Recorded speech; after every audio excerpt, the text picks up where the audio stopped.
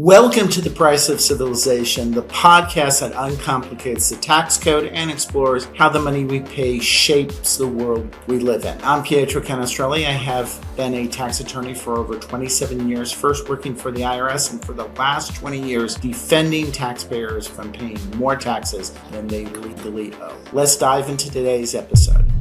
All right, on today's episode of The Price of Civilization, I have a very special guest, someone I have known and have been friends for over 5 years, Josephia Rouse.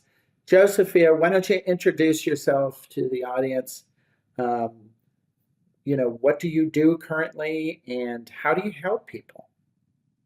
Well, hi, Pietro. It's so awesome to be here on the podcast talking about the thing that a lot of people don't really want to talk about except for one time of the year, which is our taxes and the tax implications that we see in our profession. I'm Josephia Rouse. I built a business to $2.5 million. It's called Divorce with a Plan and sold it in 2025. I stayed on as a business operator. I'm no longer in the lawyer function in the firm, but we help clients every day at the firm understand how they're going to live after their divorce, which includes creating financial plans, creating financial forecasts with experts. So I'm very excited to talk about how important it is to start planning for taxes early on when you're negotiating an agreement or just in general when you're planning your life after or during a marriage. So divorce and tax problems, they kind of go hand to hand. They both elicit the same type of emotions, I'm guessing. My clients in the tax realm are scared. They're angry. They don't know what's going on. They don't see that path forward. Is that similar to your family law clients? Yeah, I mean, as for taxes, it's not like it's one of those things where you don't necessarily see coming. I think a lot of people that get divorced, they're kind of planning, they kind of knew, but they don't know all the implications once the paperwork is in front of you. Just like taxes, like you know how much your mortgage is, that is a set amount. You know how much your utilities are, that is a set amount. But when it comes to your taxes, you don't necessarily know how much is going to be in the end, and that planning is so important because usually, right, when you're getting ready for tax season, you don't have to plan ahead. But when you're getting a divorce, you need to know that these agreements that you created, right, how are they going to affect your taxes when it comes around? And so part of the process is creating a plan and is relying on experts, especially when you look at the larger numbers. I mean, I think for divorce and taxes, someone will see a number in the hundreds of thousands and they just get scared. They are flustered. They're just, in a state of not knowing what to do next. Right. And that's when you have to bring in an expert, which we do every day, and bring in what will be the plan on getting our clients out of their situation. So I think there are a lot of similarities between divorce professionals and tax professionals. And I know a lot of our clients, this is the moment, divorce is the time that breaks them. And they go through a divorce, and this is predominantly men. They go through a divorce and they stop even filing taxes. They shut down. They've been so devastated by that divorce. They shut down. They stop filing for years sometimes.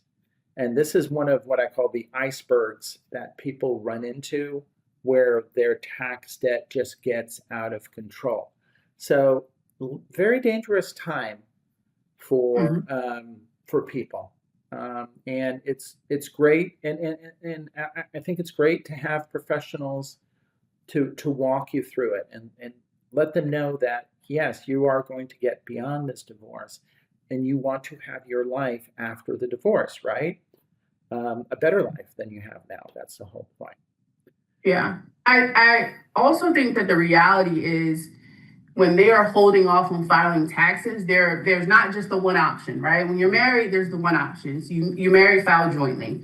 But what's in the best interest? Do you take one child on your tax return this year and the other person takes the other child? Right. Is it better based on the income of the parties for one individual to take both children and the tax liabilities that are decreased, right, is more of a financial savings Right. than the tax relief that the other person is going to get? Right. And all those considerations, we refer to our attorneys. We make sure that the attorneys here, has an expert to be able to discuss these things. Right. I think one thing that happens as we move along in our careers, maybe you started off making 70 and then now you're at 100 or you're at 200,000, and some things in your life has changed, but you don't realize the difference because your tax bracket has changed over the course of your marriage. Right.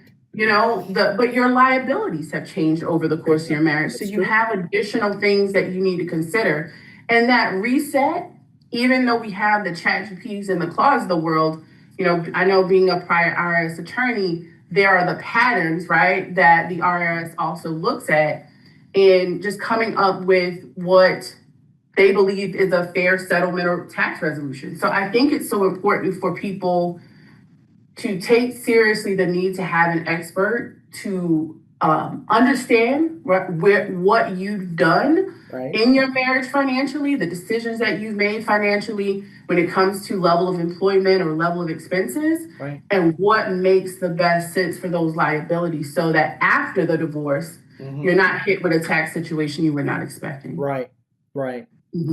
So, Josephia, tell me a little bit more about your journey of becoming a super successful business owner. I know a little bit about it, but I'm sure the audience would love to hear about it. So I tell this story and it's dramatic, and my life has evolved from it, but it's one that is very, very beyond true to my heart, but it started me out. So I know everyone has heard of the Simon Sinek book, It Starts With Why. Yes. And anything that I do, my why has always been I like to make sense of things. My how is I like to do it the right way, and my what is I like to contribute.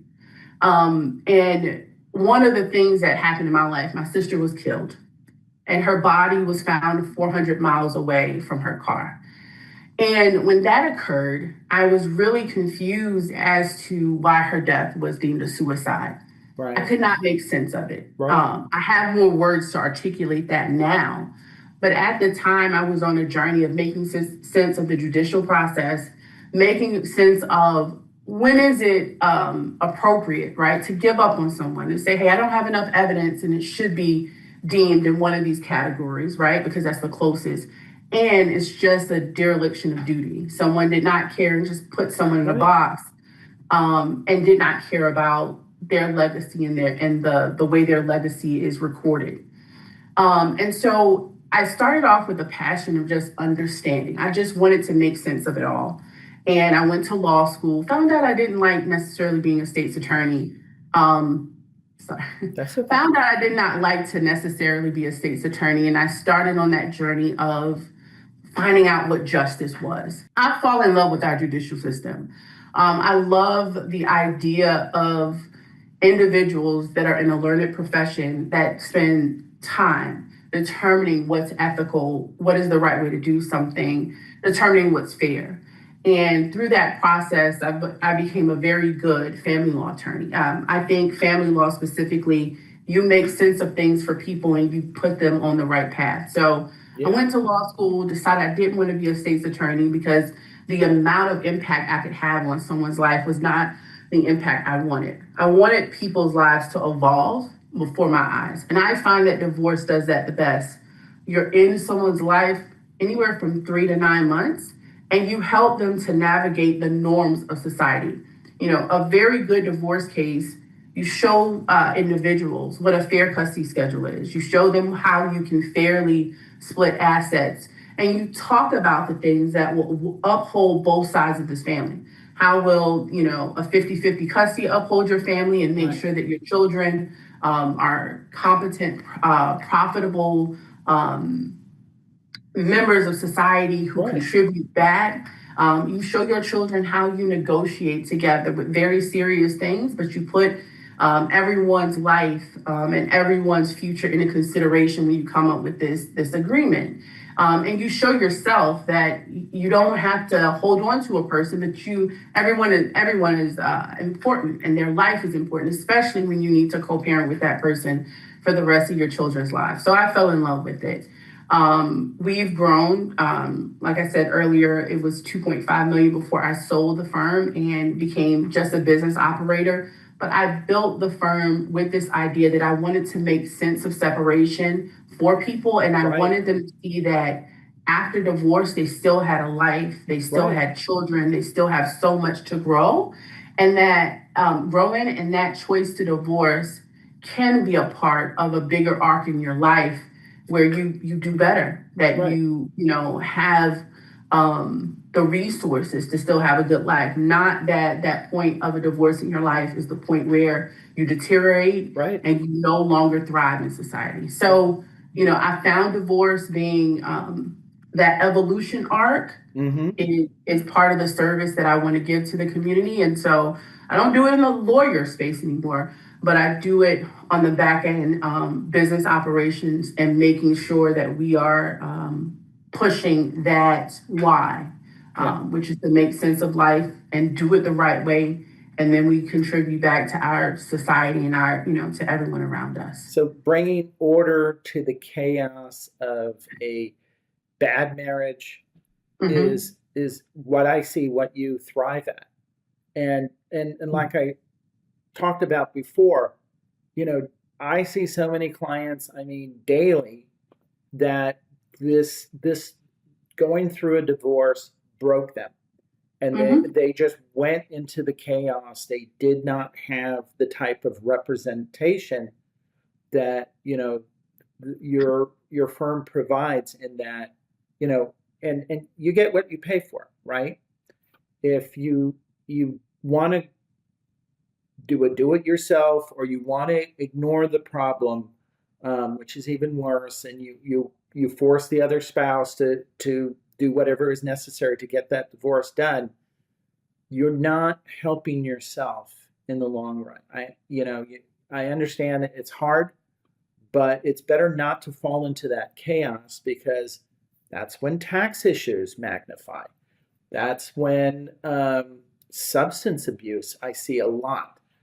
Whether it's alcohol or other substances, they get on this track, and many of my clients don't get out of this for many years, like 5 or 10 years, and they've wasted all that time in their life. So it's much better your approach is much better, obviously.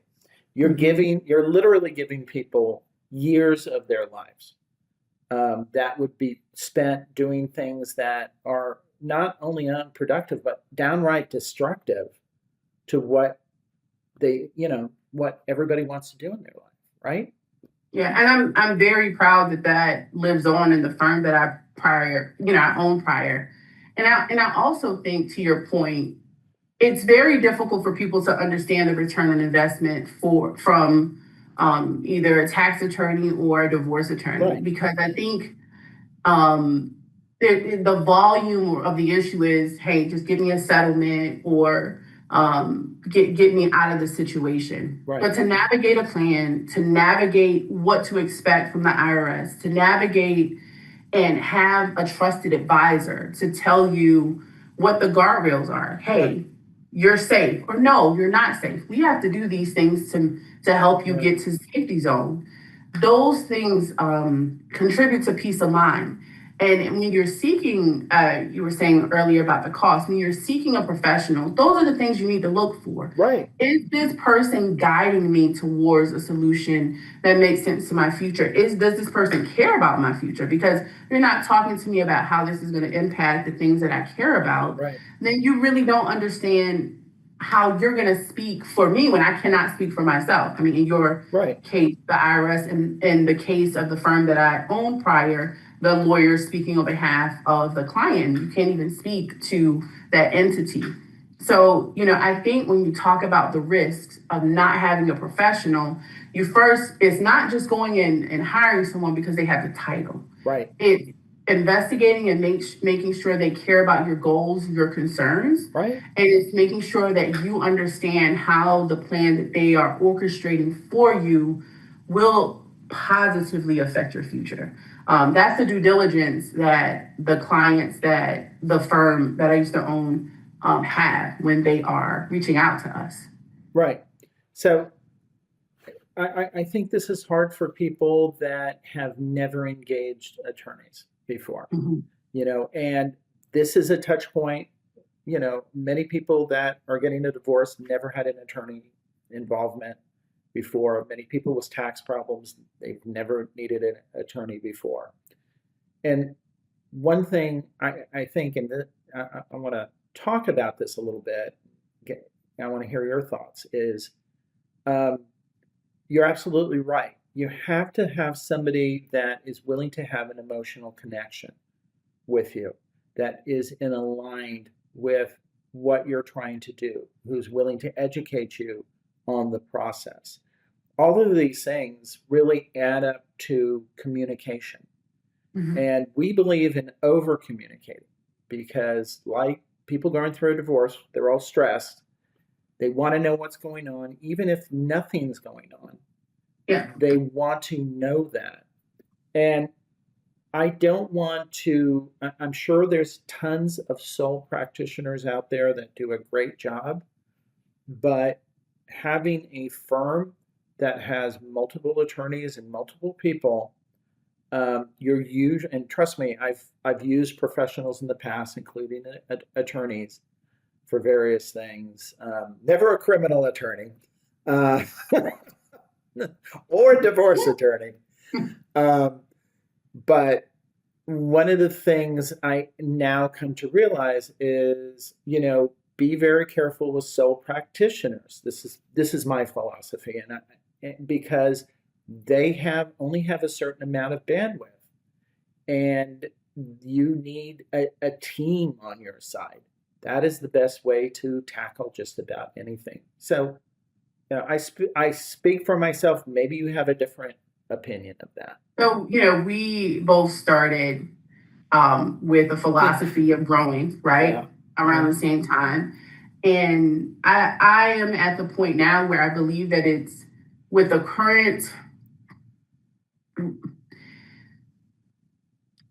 the thing about being a solo practitioner is that you can be the most learned. You can be in the courts. You Right. can communicate well with clients, but there are other obligations that attorneys have. Right. We have to have compliant trust accounts. We have to ensure that all of our communications are recorded and accessible. We have to make sure that all of our marketing is recorded and accessible. Right. We also have an obligation to be updated with all of the latest technology, including AI and things of that nature, to make sure that we are properly educating, we're properly utilizing technology to ensure that we're giving our clients the best chance at winning cases. Our obligations are, beyond those of a layperson or someone outside of our profession. Right. Even accountants, it's attorneys and it's doctors where that liability is there. And our liability records every communication we have, even if we have a communication outside of the 9 to 5 with someone at a party. That communication is monitored by our ethics. And when we have that level of monitoring, you can be the greatest attorney that there is, but there's only you, right? And you have a obligation to yourself to not overdo it.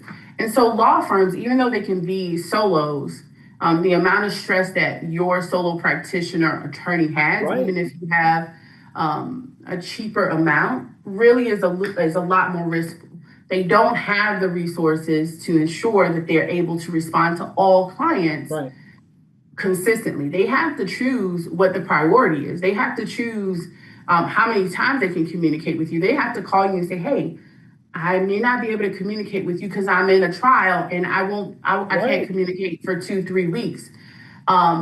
It doesn't mean that they're bad. right? But No, it does mean that the impact of you being able to be walked through a process without anxiety, without this wait time where you allow your brain and your Chat GPT account and your Claude account to go crazy, is one that a larger firm can help. right. Divorce the plan now is 22 employees. They all help with different parts Yeah, of the process yeah, of you getting through something that doesn't take a month. I mean, this is a legal process that you won't have full answers to. I know in taxes, maybe 3 to 6 months for some things. for Most some things. most things, an audit is going to probably be a year. A tax court is probably going to be two Yeah. years. They take a long time. No, you're absolutely right. I love the show Better Call Saul. The Mhm. feisty soul practitioner doing I everything love. himself. Great show, but I wouldn't hire Saul to do anything because you never know when Saul's not going to be available. And you're absolutely right. There's so much more to running a law firm than the what the attorneys do. Yeah. And having that staff that can answer questions, that could get back to people, that can be that communication, that could make sure all the things that you're not seeing is actually working is Hmm. so incredibly important. I also think having multiple attorneys, there's kind of a mastermind going on. When you when you're by yourself, you're by yourself, and you're relying on your experience and your education. When you have two or three or more attorneys together, you have a lot more experience, even if they're, I've been practicing for 27 years.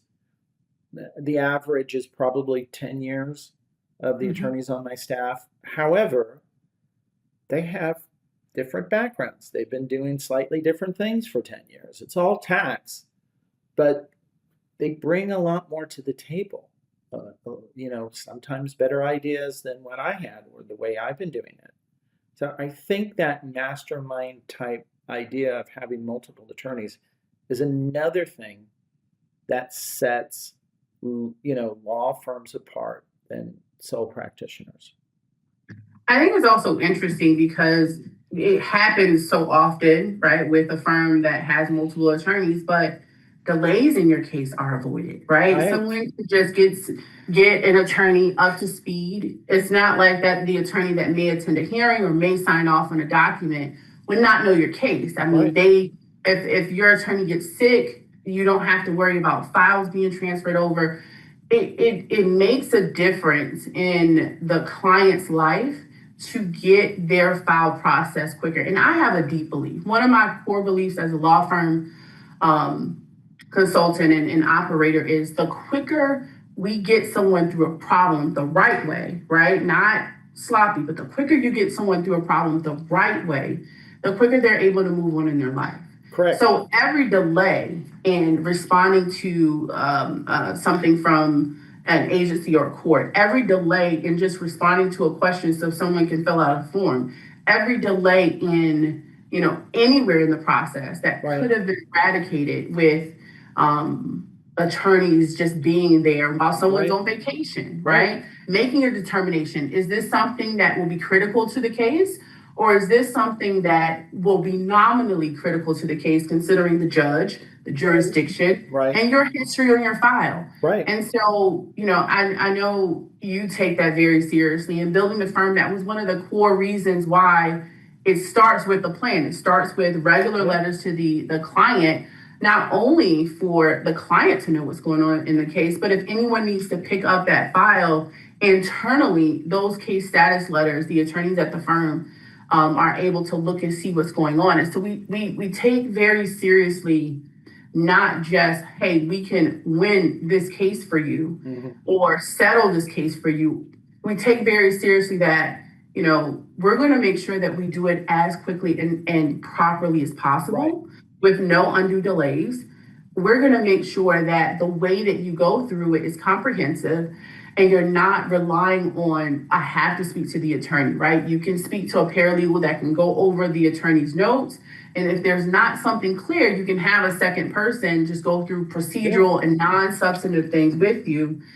So you don't even have to be charged at that attorney's rate. Right. There's a lot of things that come when we take seriously the impact of communication to the client and making a decision of having a larger firm and having people to support clients. I mean, that's the biggest thing. Just the support someone needs as soon as they need it is the number one reason, I think, of even going from a solo practitioner to a larger firm. I love this discussion. I'm going to put a pin on it by saying too often solo practitioners are practicing a triage type legal. They're focusing on the things that have to be done today. Priorities. If you want to get a case moved, you have to be proactive.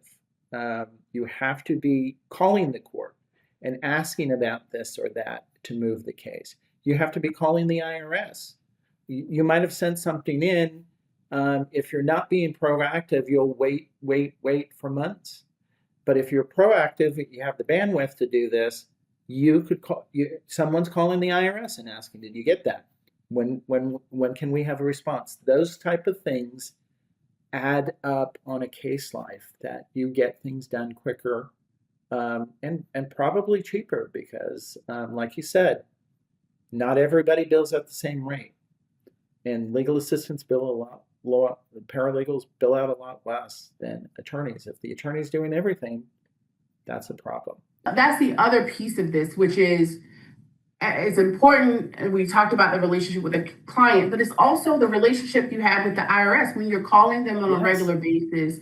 They know your firm. They know what you're about. They know that you looked through the documents thoroughly. They know that you're not going to just let something slip through the cracks. Same thing with opposing counsel. When they know the firm that is coming and they're coming prepared, it makes the biggest difference in how long a case is going to last and the settled outcomes. Right. Excellent. So let's pivot and let's talk about some tax issues that you see in divorce and family law type of situations. I have an interesting one. And I'll start out and then I want to hear some of your stories. I have an interesting one in that what happens is some people get into aggressive tax strategies.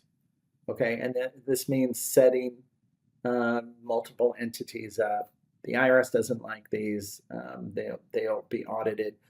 And some people get past the audit, and that's not a problem. But there's monies in buckets that they've set up in these strategies. And I have a recent case that is they're getting divorced. They're older, in their 70s. They're getting divorced. And the one spouse is wondering where those buckets of money are. And and the problem is, it was it was something that was kind of, you're trying to kind of hide things from the IRS. So it's not completely, it's kind of oblique what this is. But the one spouse is, we're getting divorced. I think there's money there.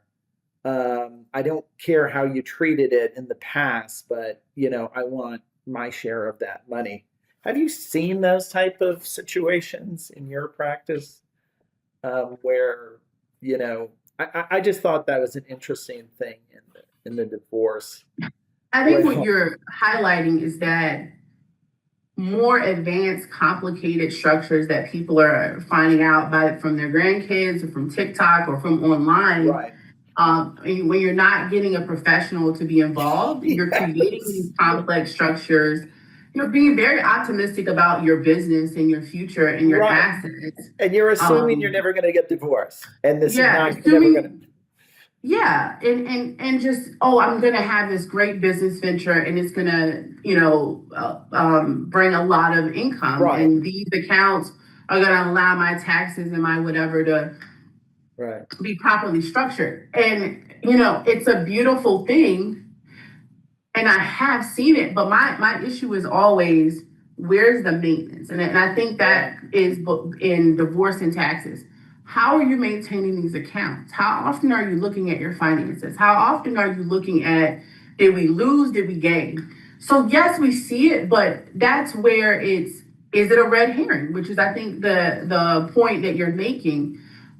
Do you have a professional that's going to sit down with you and look at the structures of these organizations, look at the inputs of money and the outputs of money, and just say, hey, there's nothing here? Or are you going to have someone that's going to take you all the way down a 9-month or 1-year litigation or tax audit situation, knowing there's nothing there?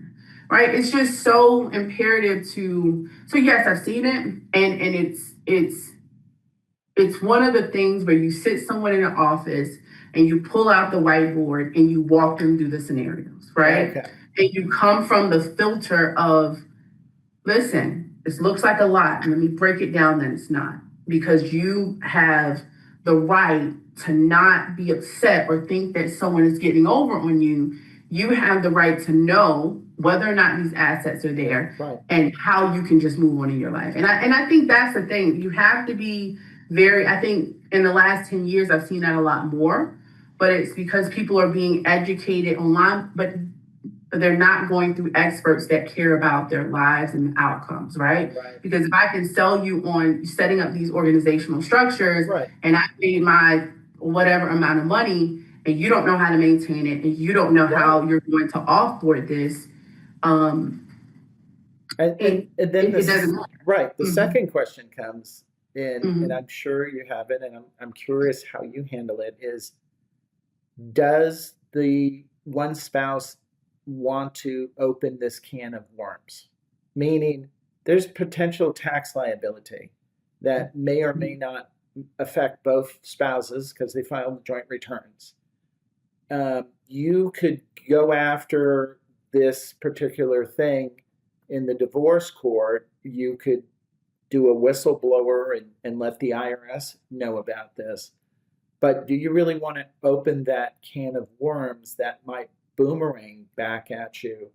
And you know, because it is a joint liability and there is innocent spouse relief and all that, but do you really want to open that can of worms? And I think the classic example is, you know, one spouse has a business, other spouse has nothing to do with, and the one spouse is doing all sorts of, you know, incorrect, illegal things tax-wise in that business. They get a divorce. And is that something that you tell, you know, and you represent the one spouse that doesn't own the business? Do you tell them, yeah, let's call the IRS on your soon-to-be ex-spouse? Have you run into that? How do you handle those type of things? I mean, when you were... One of the things that you taught me a while ago was that the IRS cares about intent. So I don't know if anyone intended to do anything illegal. Right. But let's go in that. In a scenario that they did. Right. You know, I think again, the firm that I used to own, the number one thing that was important to me is to understand the goals and concerns of my client. Right. But I am not a pound of flesh person, because I'm going to walk you through the impact of what you're doing in any decision you make. And so with that, we're not just talking about that immediate gratification that you get that person in trouble. Yes. If this person has no prior criminal history, what type of, you know, impact do you think is going to happen, right? Yeah. There are remedies that person can make, especially if you don't know. If you're saying, I had no idea what was going on, then you're not a witness to it to make sure that they have a criminal conviction or some kind of penalty that will be attached to them anyway. Right. And that's where we go to someone's goals and their concerns and we make sense of it. Again, my why in everything I do, does this make sense? Because after you've proven that he was creating these organizational structures to hide money, and after you've proven that he is Stealing from the IRS. Do you know whether or not your divorce proceedings are going to be paused because of an IRS investigation and we can't have a settlement because Right. the IRS is starting to audit and we don't have finality in what we're doing? What is the end goal? Now, if your end goal is that you want to litigate until someone is drinking, outside the door and all that good stuff, then guess what my answer is? I'm not the person for you. Right. And I'm very any time when I owned the firm, any time that I had a situation that did not contribute to someone's life. Again, my what I do is I contribute to someone's life. If I'm not contributing to your life as a client, then I am not working for you. If it's not going to make your life better, then I'm not going to do it. And being in business operations now, I'm still able to do that on a daily basis, making sure that clients get a good outcome on the non-lawyer side. But when I was in that lawyer seat, that was the epitome of what I'm doing. I want to make sure that you understand that when you shoot that shot, you're shooting yourself in the foot. Right. Or if you want to shoot that shot and you know you're going to shoot yourself in the foot, this is not the place, because we're dealing with professionals who have a track record of making sure they are building on their life, and they are building on their children's life, and they are building their community. I believe in my community. I believe in building the lives of those around me so that they can have a life after. Right. So you're not going to find me fighting just fine. Revenge and divorce is not something you promote, because there's no real revenge, right? And you don't even know, like, what's the impact. You want to do one play, right? And at the end of it, someone comes to you and say, "Hey, I don't want to pay these taxes." Okay, well, in the future years, you're going to have to pay taxes unless you have a tax strategy. But I don't want to pay for tax strategy. It's like you got to choose your poison. Right.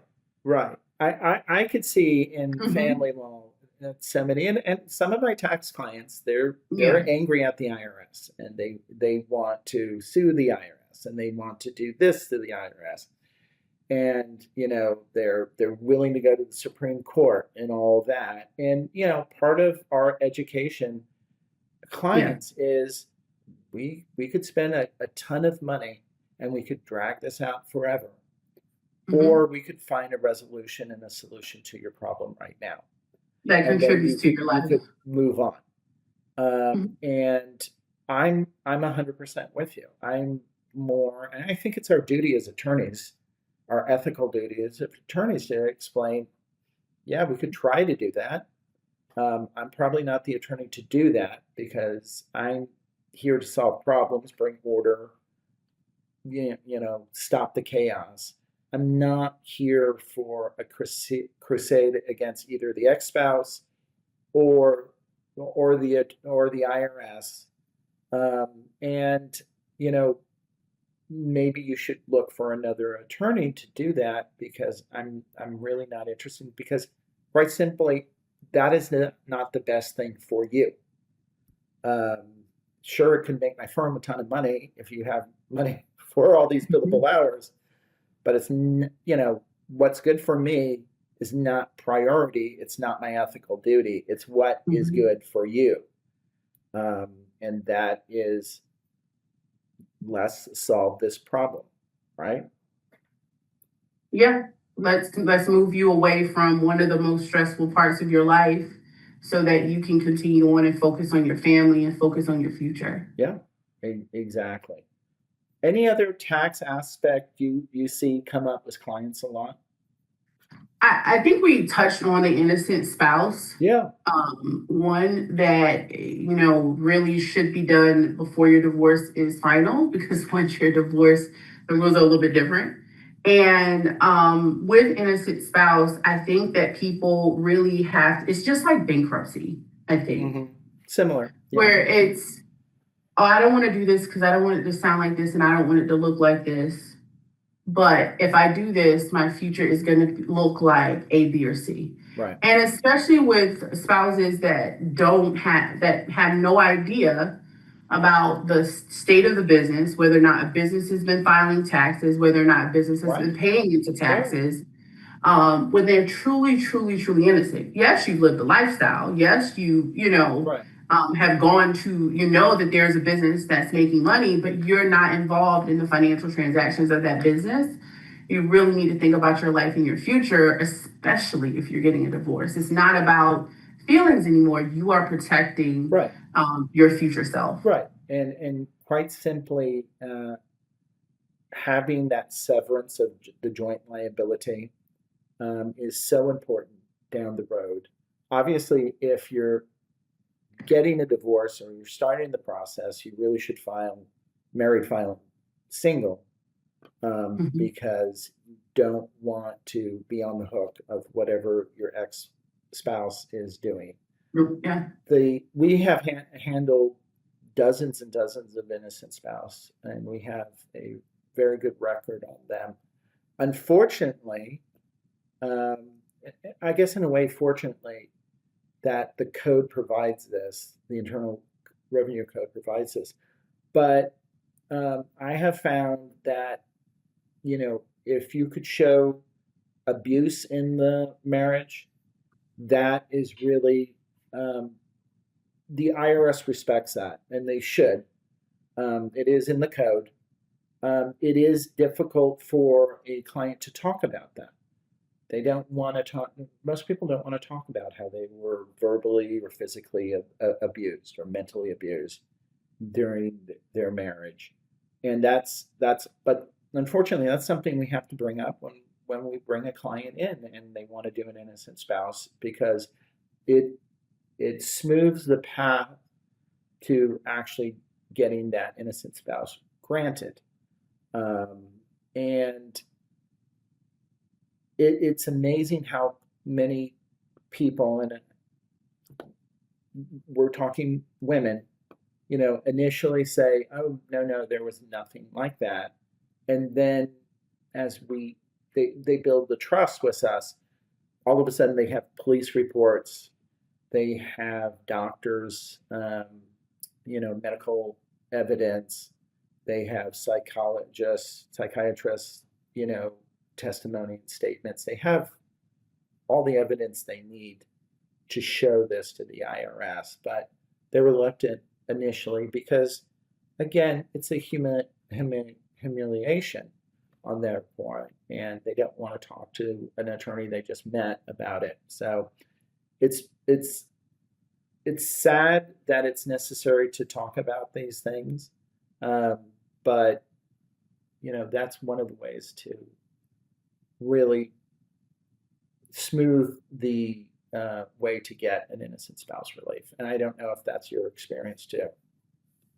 It goes back to one of my, I was talking to you earlier about making it make sense. Right. And a lot of individuals, it doesn't make sense that they're having such an intimate conversation with you when they haven't been able to have it with their parents or their best friend or anyone else. They've been kind of able to talk about it, but they kept the secrets of their home in their home. Right. And I think that's why it's so important to emphasize that as a professional who's taking the time to be able to call you, to be able to give you the resources for you to know that this is where we're going to resolve this problem so that you have a better future. Right. When those clients open up to you as a professional, they are able to look at a life where this is taking into account. And because it's taken into account, you're not going to continue to bear the abuse, right? Because it then switches from physical to financial abuse. And I think it speaks to earlier, like some things that we caution about working with a solo practitioner versus working with a law firm owner. It may sound self-serving, but it's really in service of the client. And all the examples we gave earlier in service of the client, but this is another one. Yeah. Just being able to have the resources to dig and to say, hey, I'm looking at communications. I'm hearing you as you discuss certain things. I'm a little bit concerned. I want to go over what different scenarios look like for individuals that may or may not have been in your situation. And, I pride being able to say that is what we built with Divorce with a Plan before I sold it. And I definitely, like you said earlier, I've known you for 5 years. I know the work that you've put into your firm, and that's what you guys have built. Yeah. Over communication, making sure people understand their rights. If you look at any of Pietro's videos online, it's educating. It's letting people know that there is a remedy. You have to be truthful. You have to be transparent, because we've seen it all. You're not the only person that has gone through this. But you can be a person that gets through this well. That choice isn't ours. That's the choice that the client has when they trust you. Well, this has been a really interesting, and I find it fascinating conversation about taxes and divorce law and how they interrupt. I want to thank you, Josephia, so much for being on the podcast, and we're going to wrap it up right now. Thank you for tuning in today's episode. If today's conversation sparked new ideas about tax strategy, or if you have a tax issue, please comment below or click the link to set up a conference with my team. Please tune in next time, and don't forget to subscribe and leave a review.